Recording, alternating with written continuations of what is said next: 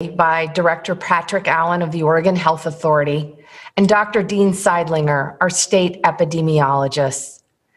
As we come close to marking nearly a year since the first case of COVID-19 was identified in Oregon, I want to start by reflecting on where we're at in our pandemic response. Today, we hit a grim milestone, crossing past 2,000 COVID-19 related deaths in Oregon. Each life lost to this horrible virus is one too many. I know each number here is someone's mother or father, child, best friend, or colleague. Many Oregon families have been directly impacted by the tough reality of losing a loved one to this virus. It's difficult and it's heartbreaking, and my thoughts are with all of these families. Almost a year after COVID-19 arrived in Oregon, I can also say that we are fortunately faring better than almost every other state in the country with regards to infection and mortality rates. Oregon currently has the 4th lowest infection rate and mortality rate in the nation. And on the vaccine front, we are ranked 12th in the nation for getting vaccine shots in arms. I continue to be impressed with Oregonians for making smart choices to keep our communities safe. A year in, thank you to all who continue to follow the public health measures we know help: washing hands, wearing masks, physically distancing, and limiting social gatherings. Over the past 2 weeks, I'm pleased to see that we've made significant progress in vaccinating our educators and school staff. And we were very happy to learn that the Biden-Harris administration is also increasing vaccine allotments for the states.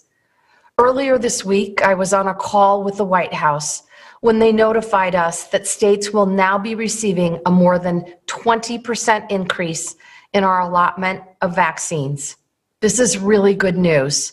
However, we still have a long way to go. This coming week, we're looking forward to beginning statewide vaccinations for our seniors living independently, beginning with those who are 80 years and older. In some counties, vaccinations for seniors are already underway. I want to say thank you to our seniors for your patience thus far and for your continued patience in the coming days and weeks. We are certainly still managing a scarce resource. There is not enough vaccine yet to give everyone who is eligible a shot when they're ready. But our phased approach of incrementally adding in seniors each week will help avoid some of the nightmares we've seen in other states when seniors become eligible all at once and often with several other priority groups. I want to be upfront with you in saying that there will still be some hiccups in this process, but we are going to get through them. Signing up for an appointment will also look different based on your community and your healthcare provider. This is certainly an all-hands-on-deck effort.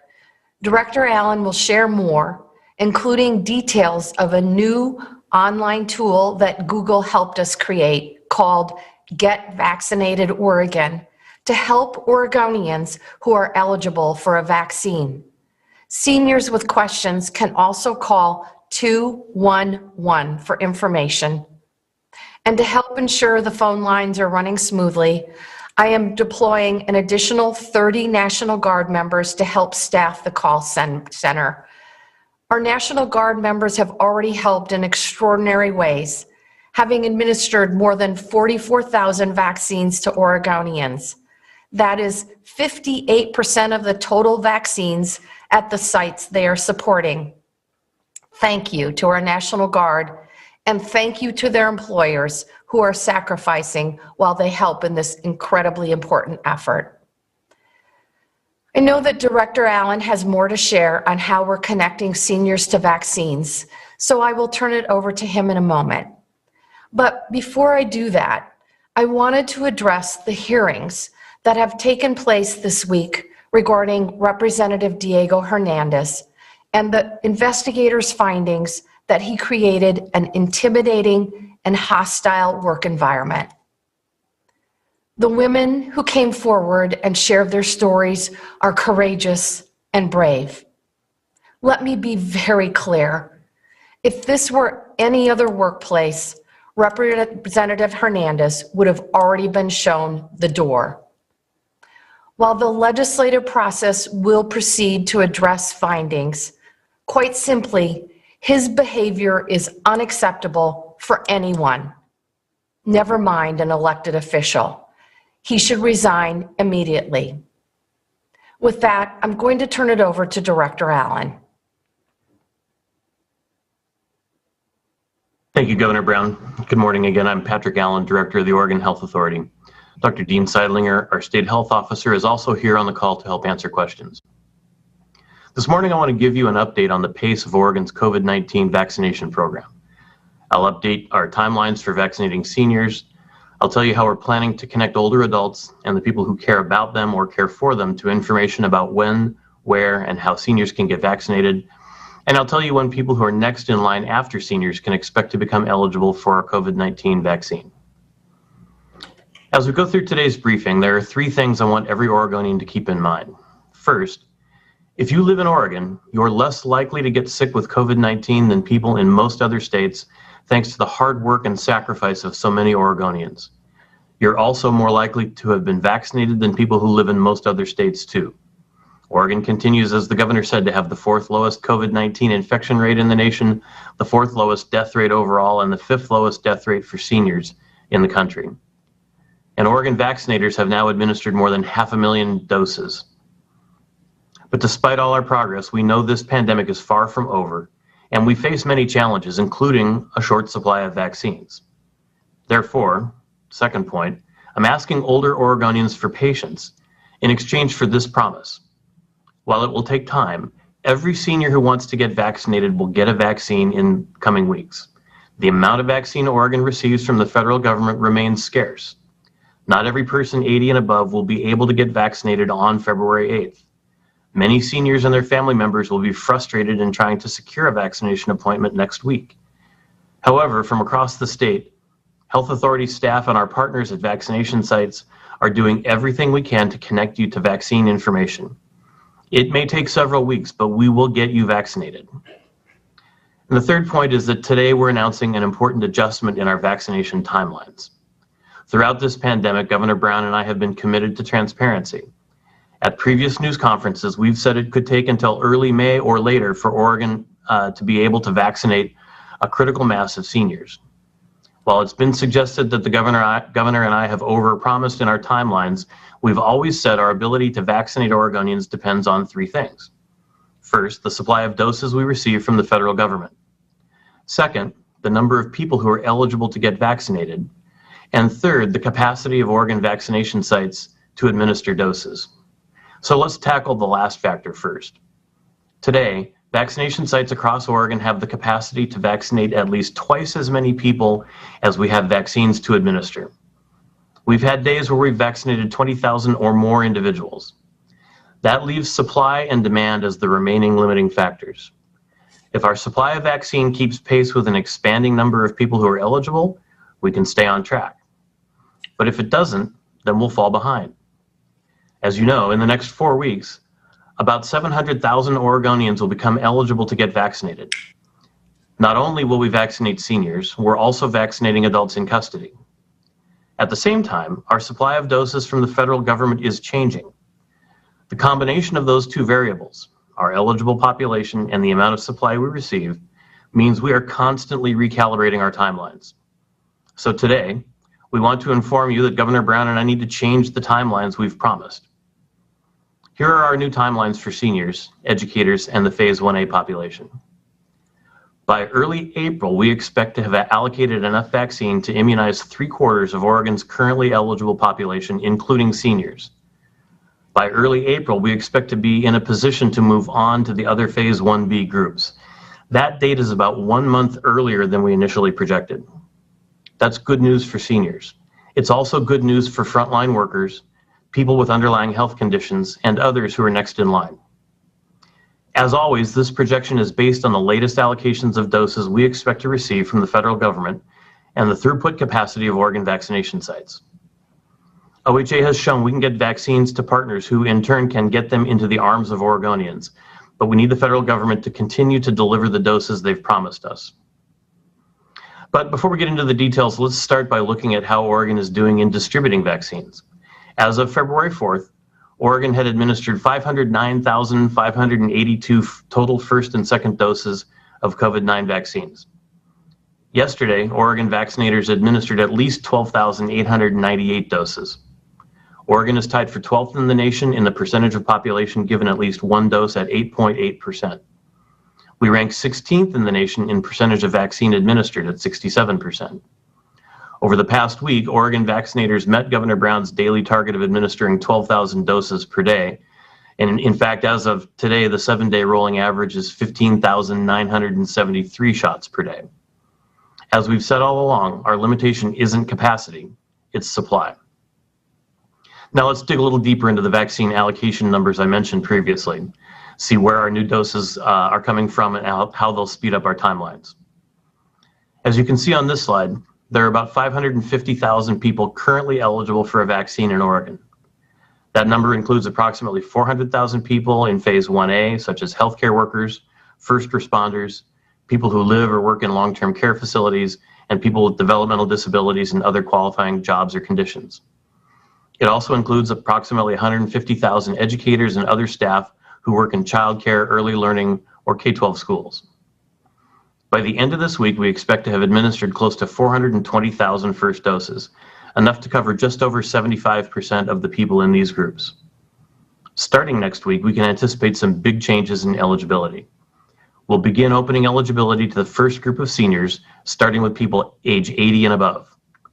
We're also allocating enough first doses over the next 2 weeks, starting with 5,000 doses this week to correctional facilities to vaccinate adults in custody in state prisons.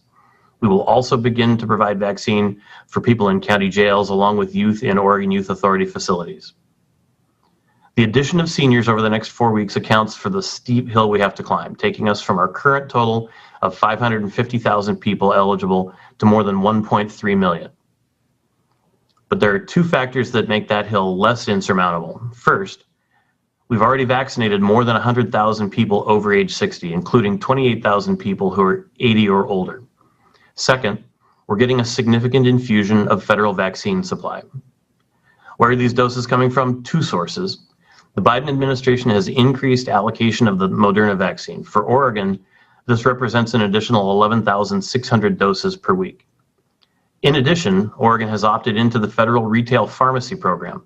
Through that program, Oregon will receive an additional 12,000 doses per week starting next week, which will be distributed at 133 retail pharmacy locations across the state. As a result, our weekly allocation of first doses will increase from 52,000 per week to more than 75,000 per week. Those increased allocations add up to a cumulative first dose allocation of 1.2 million by the week of April 4th. In other words, by early April, we'll have enough vaccine supply to meet demand for more than 75% of everyone eligible to receive a vaccine at that time, including every age group of seniors, all remaining educators, and anyone remaining from Phase 1A. As I said earlier, that's about a month ahead of our previous estimates. Our accelerated pace also means that we will be ready to move on to people in the next set of Phase 1B groups by early April.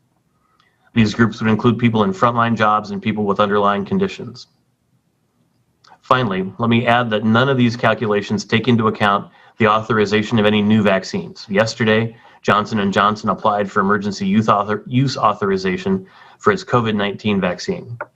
Having another vaccine that's been proven safe and effective would be welcome news.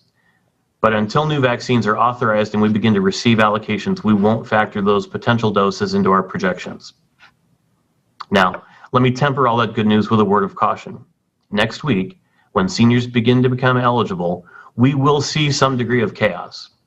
Next week, many older adults will inevitably voice frustration. Next week, you will not have to look hard to see people experiencing confusion. We will fall short. As much as we want to offer every older adult seamless access to a vaccine next week and over the rest of this month, The numbers don't lie. The gap between our eligible population and our allocated doses will be wide at first. As much as we want older Oregonians to have a simple, convenient consumer experience, we're still building a new vaccine distribution system to respond to a novel coronavirus pandemic. There will be gaps we'll struggle to bridge for many people.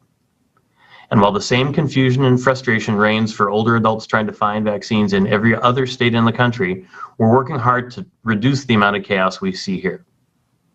So, how can older adults get a COVID-19 vaccine? Like other eligible adults, seniors can get vaccinated through local public health authorities or their partners, including hospitals, public vaccination clinics, and in long-term care facilities. Starting soon, some seniors will be able to get vaccinated at some retail pharmacies. In most counties, older adults won't be able to get vaccinated at a doctor's office, though some counties are making that possible. The options available to an older adult will depend on the county they live in. Vaccines are scarce, but as we've shown, Oregon gets more doses every week. By early April, everyone who wants a vaccine should be able to get one. It's just going to take some time. While vaccine providers won't be able to schedule an appointment right away, we can offer different ways to get linked to vaccine information and events. Here are some of the ways older adults can stay informed. New tools on covidvaccine.oregon.gov. OHA's vaccination website features facts about COVID-19 vaccines. As of February 8th, 2021, the website also includes a new tool, Get Vaccinated Oregon. This tool will allow people to determine if they are currently eligible for a vaccine and register to get email alerts or text notifications when they become eligible. Once you're eligible, the tool will help direct users to vaccine events in their area. The tool will be open to all Oregonians. Using this tool does not guarantee users a specific place in line, but it will help you find a vaccine event in your area. As of February 5th, vaccine information by county will be newly updated on OHA's website at covidvaccine.oregon.gov. The site will include specific information about where an older adult can access vaccine in their area. For people who live in the metro area, a chatbot on the website is also available to link you to local events.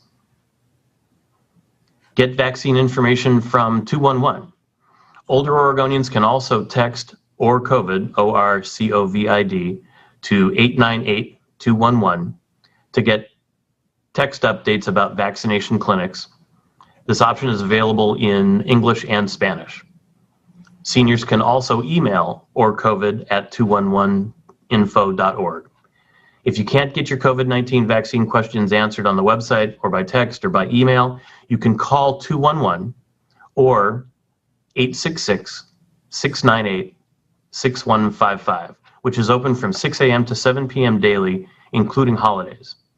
Please be aware that wait times may be long due to high call volumes. As Governor Brown announced, the Oregon National Guard is helping 211 answer phones. Finally, pharmacy partners are vaccinating residents and staff at most licensed facilities for older adults and people with disabilities. Residents or family members can ask their facility operator when their residence is scheduled for a vaccination clinic. We're now at a point where the number of Oregonians who've been vaccinated against COVID-19 is more than double the number of people who've been diagnosed with the virus.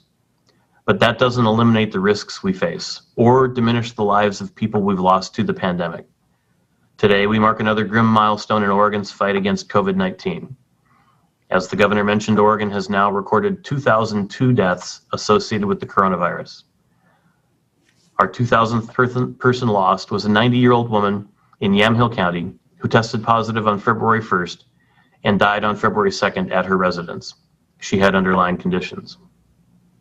At this stage of the pandemic, many of us have seen family, friends, or neighbors die from COVID-19, or we know people who have lost loved ones. Many of us at OHA grieve the loss of our own family and friends. Every loss weighs on us. I want to extend my deepest sympathies to every family who's mourned a parent, sibling, or child who died from a COVID-19 infection.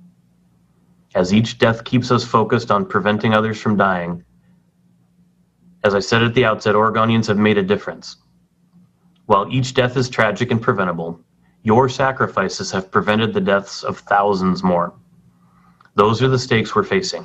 Nearly a year into the pandemic, More than 8 in 10 Oregonians continue to wear masks indoors in public places. The majority of Oregonians are limiting social gatherings and staying 6 feet apart in public. Thank you. Please keep it up. It's working. And when it comes time to get your vaccine, choose to get immunized. It's the safest and most reliable way to stop the spread of the virus. Thank you, and now I'll turn it back to you, Governor Brown. Thank you, Director Allen. And with that, Charles, we're ready to take questions. Thank you, Governor. Our first question is from Lisa Balick with COIN. Go ahead, Lisa. Governor, as Director Allen mentioned, everyone is admitting there's going to be chaos and confusion starting next week. Why does it need to be that way when other states have rolled out their vaccines for seniors and not having as much difficulty with chaos and confusion? Well, Lisa, I have to challenge your underlying premise.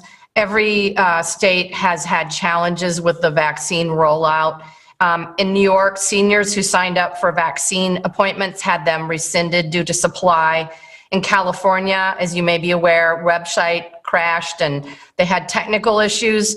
And we've seen in the national news from Florida to Kansas City, seniors waiting in very, very long lines.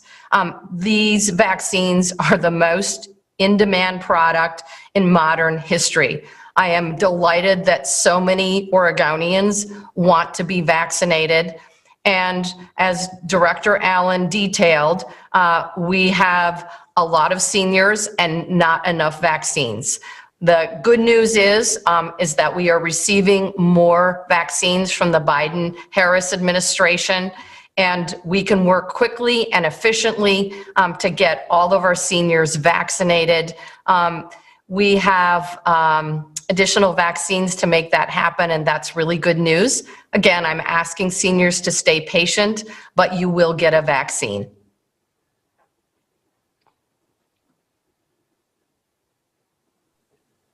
Thank you, Lisa. Our next question is from Amy Green with the Oregonian. Go ahead, Amy. Yes, hi, thank you. Several questions. Can you tell me how next week's vaccines will be divided up between seniors, teachers, and inmates and others in phase 1A? I'm also wondering if you can provide a timeline for when seniors, educators, and phase 1A, as well as inmates, will be fully vaccinated, that is with 2 doses. And can you provide a vaccine schedule? I don't know if you have one that you can flip up on the screen. If you don't, if you can email it out, a vaccine schedule for when the vaccines will increase and how much Oregon expects each week. Director Allen and Dr. Seidlinger, would you like to respond to that plethora of questions, please? Yeah, I can tackle most of that, I think. We do have an allocation between the different categories. I don't have that right here in front of me, but we can send that out. In terms of the timeline to be fully vaccinated, it's pretty simple. If you received a Pfizer dose, you'll get your second dose 3 weeks later, assuming you come back and show up to get that second vaccine. And if it was a Moderna dose, it would be 4 weeks later. Of course, if the Johnson & Johnson vaccine is approved, that's a single dose vaccine, and so there would be no booster. And yes, we can provide our anticipated allocation of vaccines over the next 3 weeks that we've been given by the federal government. Wait, so if you think that seniors and educators, you said, would be vaccinated by early April, I think maybe you're referring to a first dose. You're saying they would be fully vaccinated by early May? Correct, yes. First, 75% of everybody who's eligible will be able to have received their first dose by early April. And then, 3 weeks or 4 weeks after that, depending on which vaccine they would have received their second dose. And when do you think you'll be all done then to 100% of people who want it? About 3 weeks later, I believe. So the end of May for educators and seniors, fully vaccinated, everybody who wants it. That's the estimate? That would be 100% of the eligible population being vaccinated. We don't think 100% of the eligible population will choose to be vaccinated. And so somewhere after that 75%, at or about that 75% threshold, depending on the population, we will likely have vaccinated everyone who wants the vaccine. Okay, and then how about phase 1A in inmates? Sam, that's the total of all of that. So, I mean, just to give you a little bit more detail on our adults in custody, we have roughly 12,000 adults in custody at the Department of Corrections. As Director Allen detailed, we will be vaccinating them per the court order in tranches of 5,000 over the next couple of weeks. But we also have other adults in custody at the local level, as well as the young people at the Oregon Youth Authority that may be eligible. That population is roughly 300 people. I don't have the numbers of the adults in custody at the local level in our county jails. We'll get you that information. And I believe OHA can follow up with you as well, but we have about a dozen of your colleagues in line. So we'll go next to Julia Silverman with Portland Monthly. Thank you very much. Governor, in the past week or so, you've given several interviews suggesting that you will use all the tools at your disposal to help schools around Oregon open. I wanted to see if you could get a little bit more specific with us about what some of those tools might be. We know that in California, Governor Newsom has talked about financial incentives for school. In Maryland, Governor Hogan has said he will use every legal avenue at his disposal. In Ohio, they're only vaccinating teachers who have committed to returning to classrooms. I'm wondering which, if any, of those tools you might use, and if none of those, please be specific with us about what you mean when you say that. Thank you. So since the day we shut down our schools, I've been fighting to get our kids back into the classroom. I am using, as you said, every single tool that I have available to me to make this happen. The pandemic has had horrific impacts on our kids, particularly our children of color and our low-income kids. I did have the opportunity yesterday to talk with Dr. Rochelle Walensky, the new director at the CDC, and she confirmed that we can do this return to schools safely. The tools that I am using include, we were fortunate in that Congress passed an additional allocation to help our schools at the end of last year. For Oregon, that's roughly $499 million that will be allocated to the school districts to purchase safety equipment, to provide additional support, and ensure that we have the safest conditions that we can provide under the circumstances. As you are well aware, we have our Ready Schools Safe Learners Guidebook. It is a 90-plus page safety protocol. It is one of the most rigorous in the entire country. In addition, we know that our schools will need ready access to testing and contact tracing. We have reserved the Binex Now tests for our school districts across the state to make sure that they have this ready. And the department is working with districts to make sure they have personnel trained to be able to make these tests readily accessible. The other piece, obviously, is vaccinating our educator workforce, including our custodians, our folks working in the lunchrooms, and our bus drivers that make sure our kids get back and forth safely to school. I am using my powers of persuasion. I am talking with both teachers and superintendents on a regular basis to hear from the educator workforce what their concerns are and to work with superintendents to make sure that they can address those issues. I also have legal tools available. As I said, I'm going to use every single tool in my toolbox to make sure that we get our kids back into the classroom. They've been suffering as a result of comprehensive distance learning, and I know we can make this happen safely for our kids. Thank you. Thank you, Julia. Our next question is from Pat Duras with KGW. Go ahead, Pat. Good morning. Thank you. Under the heading of a plethora of questions, why make seniors wait until Monday to be able to schedule? Sometimes it's hard for them to get around. They'll need to be getting rides, and that's not very convenient. Can they schedule using a phone number? Can they call, and why doesn't the state have one available? How many doses will go to seniors in the greater Portland area in the first week? And why not hold pop-up vaccination sites near where seniors live in the Tri-County area? Thank you. Okay, Pat Doris, that was definitely a plethora of questions. And with that, I'm going to turn it over to Director Allen. Thanks, and I'll try to hit as many of those as I can. We can get you the number of vaccines for seniors going to the Portland metro area. I don't have that at my fingertips. There is not a single phone number that people can call to schedule an appointment. The reason for that is there are really 34 different ways of getting vaccinated with the different public health authorities around the state.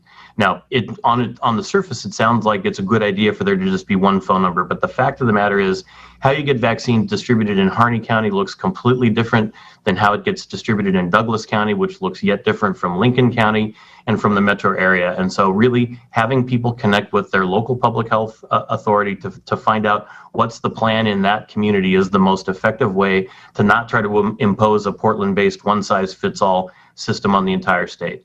The convention center in the Portland area is not the only site that seniors will be able to be vaccinated. We talked about the federal pharmacy program that's going to put doses in retail pharmacies around the state.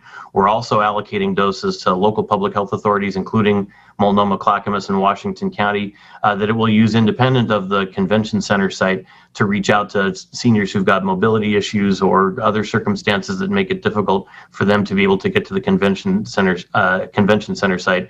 And as supplies continue to improve, we'll broaden the use of those kinds of tools. For instance, subject to getting yet more federal vaccine supply, we'll open our state retail pharmacy program to provide more doses through retail pharmacies. That's the sort of thing we will be able to examine the ability to turn on if the Johnson & Johnson vaccine is approved, and we get some idea of how many doses to expect. I think I caught all the questions, but I'm not sure.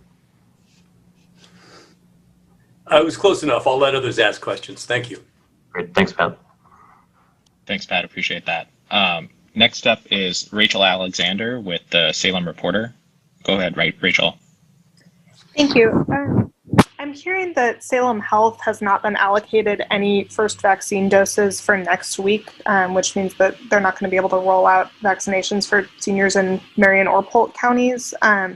Could you explain why that choice was made and where those first doses are going instead?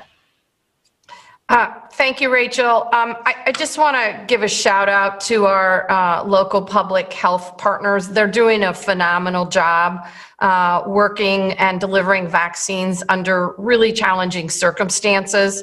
As I said earlier, as Director Allen said earlier, the good news is that our vaccine allocations are increasing. The Biden administration has committed to providing us with a level of certainty, at least in 3-week periods, which helps us provide numbers to our local partners. And as Director Allen said, each one of these local communities is doing this differently. For example, in Douglas County, Dr. Bob Dannenhofer is working. He's Director of Local Public Health in Douglas County. He's working with local providers to get seniors vaccinated through their providers. And then back in Marion County, also doing a phenomenal job, just like Douglas County. They have a really strong partnership going and have an extremely efficient process that can vaccinate thousands of Oregonians a day. And with that, I'll turn it over to Director Allen or Dr. Seidlinger to talk about the allocations specifically to Marion County for next week. Yeah, I can take that, and I guess I would say 3 things. First, this next week is our serious pinch point in terms of vaccine availability, as vaccines are still being allocated to the federal pharmacy partnership for people in long-term care. Of course, virtually all of those people are seniors as well, and so that's aimed at the same population. Marion County has one of the highest rates of vaccination to date per capita in the state. And that also plays into how we do the allocations. There is significant vaccine being allocated to Marion County. It's going through the local public health authority. The local public health authority will work with how it's going to distribute those doses, which could include Salem Health as one option, and we're helping with those conversations. I do expect Salem Health to receive vaccine going forward, but that's the distribution as we sit today. And could I get those numbers as well? Yes. Thank you. Thank you, Rachel. Next up, we have Gary Warner from EO Media. Go ahead, Gary. Yeah, hi, Governor and Pat and Dean, who we haven't heard from yet. But I wanted to ask how many folks who aren't in 1A and 1B have received vaccinations in Oregon for whatever various reasons. And I also asked last week about your turn down rate. What percentage of folks are not taking the shots? And OHA said they're not keeping those statistics, whereas nationwide we know that about 5% of doctors, about 10% of nurses are turning down these shots. Why don't we have those stats? That's it. Thanks, Gary. I will just say this. We've worked to make very clear to Oregonians who's eligible for 1A and who's next in 1B in terms of our educator workforce, and starting Monday, seniors over 80. I think we all hate it when people butt in line, whether you're at the grocery store or any other type of line. And I just want to continue to say to Oregonians, thank you for being patient. This will take time, but the good news is the vaccine allocation is increasing. And I also want to encourage Oregonians to be respectful of their fellow Oregonians and wait their turn. And with that, Pat, I'll turn it over to Director Allen. Sure. And so a couple of things. First, if you're seeing numbers out there of various percentages, you're seeing somebody who's done a survey or made an estimate or something like that. The federal system for tracking vaccines doesn't track the data that we would need to provide a definitive report on people refusing to be vaccinated. And as I indicated, I think before, we don't know who didn't show up, and we don't know why they didn't show up to get vaccine. And so we can do the same thing and do surveys. And we have done surveys, and our survey data indicates that about 40% of Oregonians are certain they want to get the vaccine. 40% think they probably want to get the vaccine, and that leaves about 20% with questions. And that's been a moving target. The national surveys I've seen have indicated that that more people are likely to get the vaccine, say they're likely to get the vaccine now than was the case before the vaccine was a real thing. And so I think you see people's attitudes change. And then I've also talked about the fact that there's a lot of geographic variability, even within professions. I talked to someone from one health system with multiple locations around the state who talked about very high uptake in the Portland metro area and very low uptake in Southern Oregon, basically amongst the same kind of a population. But there's not a system to track this data anywhere in the country that I'm aware of comprehensively. But wasn't that part of the problem when you were trying to rebalance the vaccines? At one point, you brought the vaccines up to Portland. Do you have a better handle on that now so that you're not sending vaccinations to places that aren't using them at such a high percentage? I don't know that I would use the word better handle. We think that the senior population uniformly is going to have a higher uptake of vaccine. But we do think that there is going to be a need at some point to recalibrate how we're distributing doses. Initially, we're going to be distributing doses based on percentage of the population in each county that's over age 65. But if it turns out that County A has a lower uptake rate than County B, and we don't have enough vaccine for County B, we will start making adjustments to those allocations to reflect that. And last quick thing, the 75% of people at the end of May, that's 75% of the 1A all the people in 1A and 1B. You're not saying everybody in the state. Do you have any kind of handle on when that might happen? Everybody who wants it in the entire state? Yeah, so just to be clear, it was early April to get first doses to 75% of everybody who is becoming eligible in the next several weeks. So 1A education, childcare employees, adults in custody, and seniors. So 75% of that population first dose by early April, and then as came up in Imy's questions, 3 or 4 weeks after that for a second dose. At the current rate of supply, I think that it's foreseeable that sometime around July we should be able to have moved from other populations in 1B and into more the general public. Hopefully the supply of vaccine will have increased significantly well before that, because those larger populations are going to be a lot easier to vaccinate if you're able to get a COVID shot like you get a flu shot, and it's pretty much available everywhere. I think I want to stick with what I've said before about getting everyone vaccinated and keep that kind of generally fall. I just don't think we know enough about future supply and future available vaccines to want to be more specific than that. Thank you very much. Thanks, Gary. We have time for just a few more questions, so we'll go next to Mike Zucchino with KDRV. Go ahead, Mike. Hi, and this is a question for whoever can answer it, but according to Asante, they did not receive an allocation of vaccine this week, which caused them not only to cancel appointments for people over the age of 80 starting next week, but possibly putting in jeopardy the vaccination event where 9,000 people were due to get their second vaccination. Why has the allocation of vaccine to Jackson County been cut this week? Thank you. I will turn that over to Director Allen for comment. Yeah, and I'm not specifically familiar with the allocation in Jackson County, so I can't answer that directly. We'll have to follow up with you on that. Okay, then let me ask you this: Are you because Asante told me that they can't even vaccinate right now. They couldn't vaccinate people who haven't had their first shot in phase 1A because they're concerned about their vaccination event for people to get their booster shot.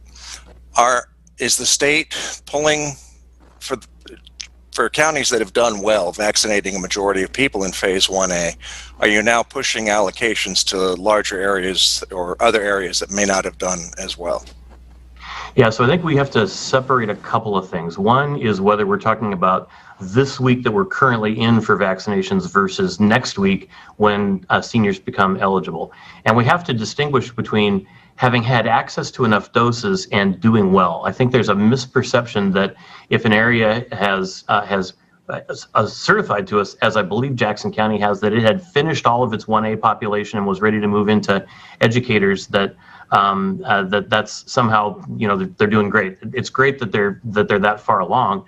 But what it means is they've had access to enough doses to finish that population. What we did for the week we're currently in is allocate vaccine away from counties that had told us that to counties like Douglas County that had not yet received enough doses to be able to finish their 1A population and work on their education population. So it's not a matter of penalizing those who are doing well. It's a matter of taking these scarce doses and getting them to places where not enough doses have been received yet to vaccinate people. This really gets to Gary's earlier question about different uptake rates in different parts of the state and how difficult it is to try to estimate that. And so we did some balancing this week that had a number of counties not receive doses based largely on their telling us previously that they were done with 1A, to counties that told us that they were not. And that's a mix of urban and rural counties. Again, Douglas County is a good example.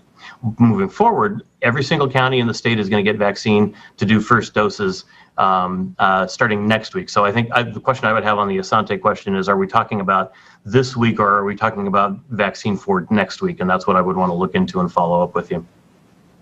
So they should be getting vaccine. Jackson County, Asante should be getting vaccine next week. I don't know that I would say Asante for sure itself, but every single county is getting an allocation of first doses next week. That's right. All right. Thank you. Thanks, Mike. We have time for just 2 more questions. So we'll go next to John Hendricks with KPTV. Go ahead, John. Are there any plans to scale back right now, like with the senior group? Why have such a quick ramp up in adding senior age groups over a month period when it's going to take 2 to 3-ish months to vaccinate those eligible. Would stretching that out help mitigate any anticipated chaos? Well, thank you for the question. As Director Allen and I have both said, it's going to be challenging over the next couple of weeks, particularly next week, because we have a lot of seniors in that over 80 and over category coming online and eligible for vaccinations. But we took a phased approach in Oregon, increasing who is eligible on a weekly basis starting on February 8th. And we did that to try and avoid some of the nightmares that we've seen in other states when all seniors became eligible at once. Because as you know, there will not simply be enough vaccines. As we have detailed this morning, we are using all resources that we have in this effort, including deploying the National Guard to assist with 211 calls. The Oregon Health Authority has worked with Google to create a tool that seniors can go online and get more information about vaccinations. And obviously signing up for an appointment, as we've detailed, is going to look different in different communities. As I mentioned, Douglas County, you will be working with your local public health to be moved to a provider to get your vaccine. In Marion County, you've got Salem Health and local public health working together to get this done. So there's certainly going to be hiccups, but we will get through them. And I really appreciate our seniors being patient, continuing to stay safe, and understanding that we simply just don't have enough vaccines for everyone who wants them in these senior elderly populations. Governor, if I could just add, one of the most helpful things that seniors can do right now is wait until their age band comes up to make calls and try to access online systems and all those kinds of things. If we can really leave the systems and the phone lines available for people who are over 80 only next week, that'll help a lot. And then only people over 75 the week after that, and so on. If people can just be a little bit patient, I think this process will work better. All right. Thank you all very much. Charles, I think we're out of time. Please stay safe.